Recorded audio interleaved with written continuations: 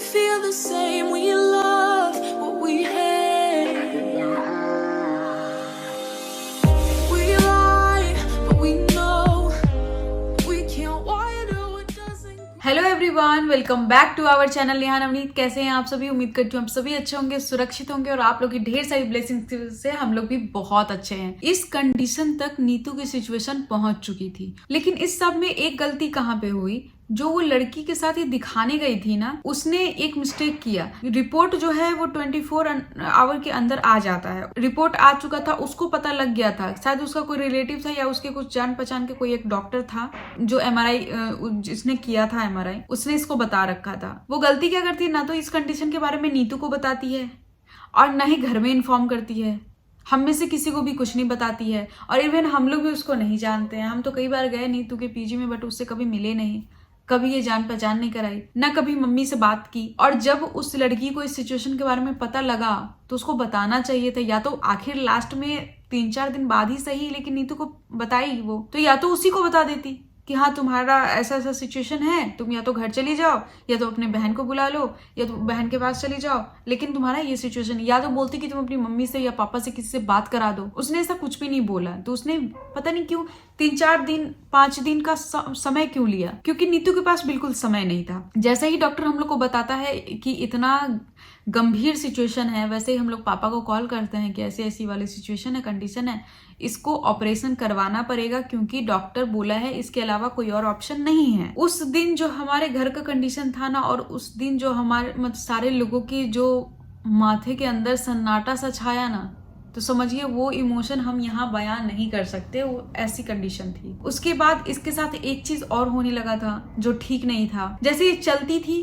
चीजों को पकड़ पकड़ के चलना शुरू कर दी, क्योंकि उसको अब सडनली चक्कर आना शुरू हो गया। और डॉक्टर वार्निंग दे दिया था कि आप लोग को जो भी डिसीजन लेना है ना, 2 से 4 दिनों में डिसीजन ले ही लेना ऑपरेशन का, क्योंकि इसके पास टाइम नहीं है ज्यादा, क्योंकि आप लोग उस कंडीशन में पहुंच चुके हो जहां आप लोग वेट नहीं कर सकते। अब कोई थोड़ा सा 2-3 मिनट के लिए सोचे समझे भी कि उसका भी वक्त नहीं था। हम लोगों ने फटाफट टिकट देखा, जैसे तैसे वेटिंग में टिकट कराया। पापा लोग 3-4 दिनों में आए।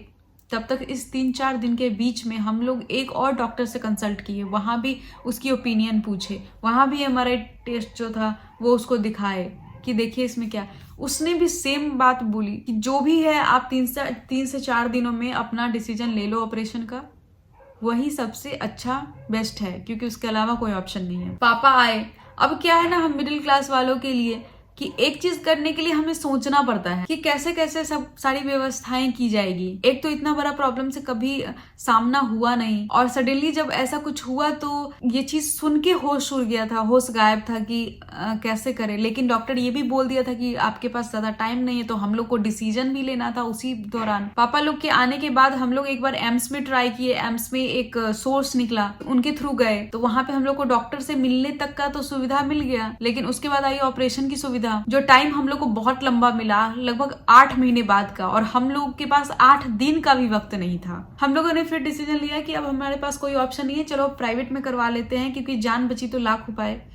जान बचेगी, देखा जाएगा फिर कैसे क्या होगा। पहले सबसे पहला जो स्टेप है वो ऑपरेशन कराना है, क्योंकि हम लोग को जानबूझ के इसको नहीं खींचना था। फिर हम लोग का एम्स में एक और सोर्स लगाए जिसके थ्रू की टाइम हम लोग का कम मिल जाए, लेकिन नहीं हो पाया। मतलब हर तरीके से रास्ता जो है एकदम से ब्लॉक था, कहीं से भी कोई उपाय नहीं लग रहा था। फिर हम लोग डॉक्टर से बात किए, जिन डॉक्टर से हमने दिखा रखा था उन्हीं से बात किए, टाइम लिए, तो हमें 2 दिन के, पापा के आने के 2-3 दिन के बाद का टाइम मिल गया। फिर हमने ऑपरेशन करवा दिया। और जो सबसे बड़ा सर्जरी होता है वो हार्ट का होता है, नहीं तो ब्रेन का होता है। ये भी डर लग रहा था कि ब्रेन की सर्जरी है, पता नहीं क्या होगा। मतलब एक होता है ना, बेनिफिट ऑफ डाउट, हर चीज को इंसान देते रहता है, दे के चलना पड़ता है। तो उधर उसका ऑपरेशन हो रहा है, इधर सब लोग के मन में क्या क्या पता नहीं क्या क्या चल रहा है। कुछ अच्छी चीज चल रही है, कुछ बुरी चीज चल रही है, लेकिन बहुत कुछ चल रहा है। ऑपरेशन खत्म होता है, डॉक्टर बोलता है ऑपरेशन सक्सेसफुल रहा है। बहुत लंबी सांस आती है कि चलो ठीक है, जो मुसीबत था वो कम से कम टला तो सही। और डॉक्टर बोलती है ऑपरेशन सक्सेसफुल है, तो मतलब कंडीशन ठीक है। फिर नेक्स्ट डे जब नीतू से मिले तो हम लोग को ये नहीं पता था कि जो ब्रेन का सर्जरी होता है ना, उसमें पूरे शरीर का जो पार्ट है उसकी कंडीशन बुरी हो जाती है और वो अच्छे से वर्क नहीं करता है। हम लोग को ये लिटरली पता नहीं था क्योंकि हम लोग पास ज्यादा कुछ सर्च करने का सोचने का समय नहीं था, कभी ऐसा देखा नहीं था, कभी ये सिचुएशन फेस नहीं किया था। भगवान न करे सिचुएशन आगे कभी किसी के साथ फेस भी करना पड़ी, किसी को भी करना पड़े। उसके बाद जब फर्स्ट टाइम ऑपरेशन के बाद आईसीयू में से मिलने गई मैं, तो देखा इसका जो हालत था वो ना तो वो देख पा रही थी, ना तो उसका हाथ काम कर पा रहा था, ना उसका पैर काम कर रहा है। वो सिर्फ सुन सकती थी और महसूस कर सकती थी, ना इसका आवाज निकल रहा है, इसका कोई काम, कोई सेंस ही काम नहीं कर रहा, सिर्फ उसको सुनने की क्षमता थी, इसके अलावा उसका कुछ नहीं था। हम लोग विचलित हो गए कि अब मतलब ये क्या हो गया, कराने कुछ गए, हो कुछ गया, इसका तो कुछ नहीं, ये हाथ उठा पा रही है ना, तब तो पैर का कोई कंडीशन नहीं था क्योंकि वो बेड पे लेटी हुई थी और तब ये भी नहीं बोल सकती थी तुम चलो, लेकिन हाथ वो नहीं उठा पा रही थी। फिर हम लोगों ने डॉक्टर से पूछा, डॉक्टर बोला कि ये नॉर्मल है, ब्रेन की सर्जरी हुई है, रिकवरी में टाइम लगेगा, रिकवर हो जाएगा, अभी थोड़ा कम एज है, रिकवरी जल्दी हो जाएगी, लेकिन रिकवरी में थोड़ा सा टाइम लगेगा ही लगेगा और ये सारी चीजें नॉर्मल हो जाएगी। जब डॉक्टर ने इतनी तसल्ली से बोला तो हम लोग को भी लगा कि ठीक है। फिर वही जो रूटीन होता है, 4-5 दिन का हॉस्पिटल का रूटीन था, वो हॉस्पिटल में रही थी, मतलब एक दिन आईसीयू में रही थी, उसके बाद नॉर्मल वार्ड में शिफ्ट हुई थी और उसके बाद 4-5 दिन उसका हॉस्पिटल का जो रूटीन था वो चला था। वापस इसको घर लेके आए। इसका जो थोड़ा सा राइट साइड है वो थोड़ा सा डैमेज हो गया था, कहने का मतलब है कि लेफ्ट साइड तो उसका वर्क कर रहा था बट राइट साइड थोड़ा सा ज्यादा ही डैमेज था। फिर डॉक्टर से इस बारे में भी रिगार्डिंग बात की। डॉक्टर बोला इसके लिए टेंशन वाली बात नहीं है, ये हो जाएगा ठीक, थोड़ा सा वक्त लगेगा, इसके लिए आप लोग घबराइए मत, हमारा ये हर दिन का काम है। तो ये चीज सुन के पापा को लगा कि जब डॉक्टर बोल रहे हैं इनका तो डेली का काम है तो ठीक हो जाएगा। ठीक है, उसके बाद क्या था, फिर हम लोग वेट करने लगे। फिर जो ट्यूमर गया था उसकी बायोप्सी की रिपोर्ट आनी थी, वो 1 हफ्ते 10 दिन का टाइम लगता है। और जो उसका ट्यूमर था ना वो सर के बैक साइड में था, तो यहाँ पे कट लगाया था पीछे में, बहुत ही लंबा कट था। उसके बाद उसको बाहर निकाला था ट्यूमर को। उसका इसका ख्याल रखना, यही सब चल रहा है अभी। तो ऑपरेशन के 15 डेज तक जो डॉक्टर विजिट होता है बीच बीच में अल्टरनेटिव डे पे या फिर 2 डेज पे, ऐसा बीच बीच में चल रहा था। 15 डेज बाद डॉक्टर बोला अब आपको मेरे पास आने की जरूरत नहीं है क्योंकि अब टाँके जो है कट चुके हैं, क्योंकि टाँके कटने थे तो 15 डेज बाद कटा था। मतलब ऑपरेशन के दिन से लेके 10 दिन बाद कट जाता है टाँका। उसके 3-4 दिन बाद फिर से डॉक्टर बुलाता है एक बार चेकअप के लिए। तो वो सब हो गया, 15 डेज खत्म। उसके बाद डॉक्टर उस दिन बताता है कि इनको जो है अब नजर रखना पड़ेगा कि वो सेल जो है वो बढ़े नहीं, जो ट्यूमर था वो अब आगे बढ़े नहीं और वो बाद में भी ग्रोथ ना हो, इसके लिए इनको रेडिएशन थेरेपी करवाना पड़ेगा। अब ये क्या होता है, तो ये होता है कि वो वहां पे जिस एरिया में उसका ट्यूमर था ना, उस चीज को ये मतलब वो उस थेरेपी के द्वारा पूरी तरीके से डिस्ट्रॉय कर दिया जाता है, जिस वजह से वो बाद में फिर कभी भी पनपने की कोशिश ना करे या पनपे नहीं। क्योंकि आप सभी को पता होगा कि सेल जो है वो हमारे बॉडी में हर रोज लाखों करोड़ों में जन्म लेता है और मरता है। बैड सेल मर जाते हैं, गुड सेल ग्रोथ कर जाते हैं, और वही कई बार बैड सेल को जो गुड सेल पहचान नहीं पाता है, इसी वजह से वो कहीं ना कहीं ट्यूमर जाके बन जाता है। तो वही हुआ था।